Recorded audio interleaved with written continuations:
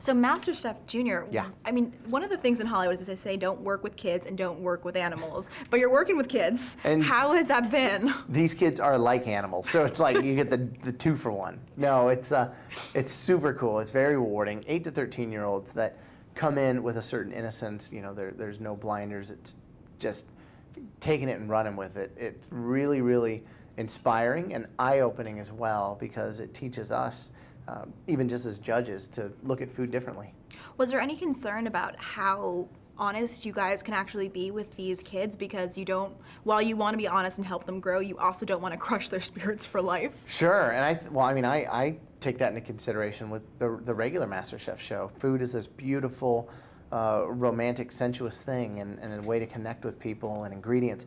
The last thing you want to do is say, this sucks, you know, why do you even do this? Right. So, especially with kids, it's riding this fine line of not being a silly kid show, but saying, you know, I really thought that you did this well. I don't know what the idea was. Next time, I would take these into consideration and really try to coach and inspire, but let them know at the end, unfortunately, not everyone can win. Right. You know, we need to eliminate the ones that just aren't at that level right now. So we're very careful with that. Make sure that 2 leave at the same time, so there's no, loser or somebody feeling like really, beat down. And it's rewarding in the fact that you are helping these kids along. Yeah. What's been the biggest difference between MasterChef proper and MasterChef Junior for you? The biggest thing, I guess, is that with the regular MasterChef, you have people that have certain dishes that they've mastered, or certain regions that they're from, or things that they do.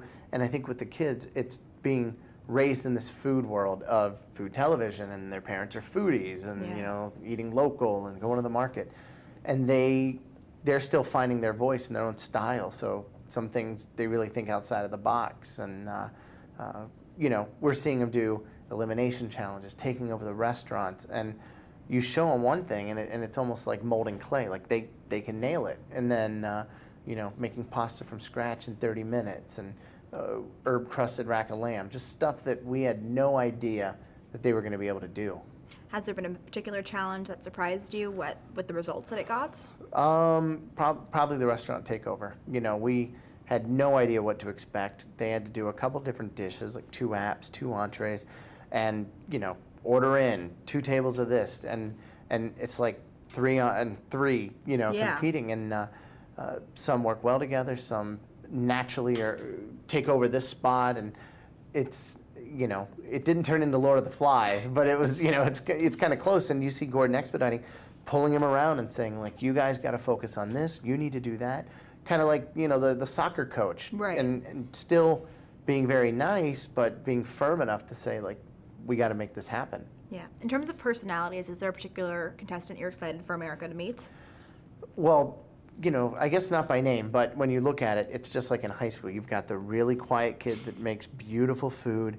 You have the loudmouth girl that just, has no filter. You just gotta call time, and then the kind of cool Justin Bieber-haired skater kid that's constantly doing this, and it's funny to watch because you know how they're gonna be as they start getting older. But it kind of comes out in their food, and that's what's so fun about cooking in general.